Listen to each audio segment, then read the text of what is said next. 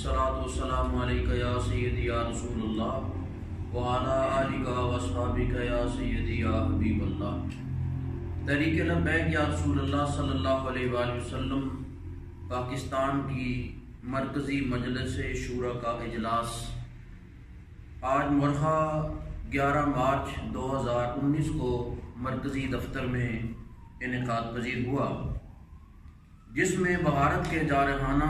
عزائم اور کشمیری مسلمان بھائیوں پر ظلم و ستم کا جو بازار گرم ہے، اس کی شدید الفاظ میں مذمت کی گئی اور اس عزم کا اعادہ کیا گیا کہ کسی بھی جارحیت کی صورت میں تحریک لبیک یا رسول اللہ علیہ وسلم پاکستان ہر قسم کی قربانی کے لیے پیش ہوگی۔ اجلاس میں تحریک لبیک یا رسول اللہ صلی اللہ علیہ وسلم پاکستان کے مرکزی امیر شیخ الحدیث حضرت علامہ حافظ خادم حسین رضوی صاحب اور پیشوا اہل سنت پیر محمد افضل قادری صاحب سمیت تمام مرکزی قائدین و کارکنان کی غیر قانونی قید بند کی سخت مذمت کی گئی اور حکومت پاکستان سے یہ مطالبہ کیا گیا کہ یہ سیاسی اور انتقامی کارروائی ختم کر کے قائدین اور کارکنان کو جلد از جلد رہا کیا جائے۔ اس موقع پر وفاقی وزیر فیصل واڈا کے بیان کی شدید مذمت کی گئی اور حکومت وقت سے مطالبہ کیا گیا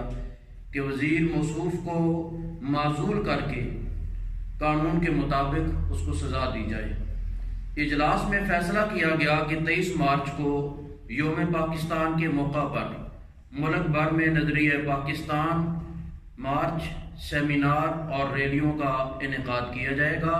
جس کے لیے تمام کارکنان جو ہیں وہ بھرپور تیاری کریں۔ لبیک لبیک لبیک یا رسول اللہ، لبیک لبیک لبیک یا رسول اللہ، لبیک لبیک لبیک یا رسول اللہ۔ تاجدار ختم نبوت زندہ باد زندہ باد، تاجدار ختم نبوت زندہ باد تاجدار ختم نبوت زندہ باد۔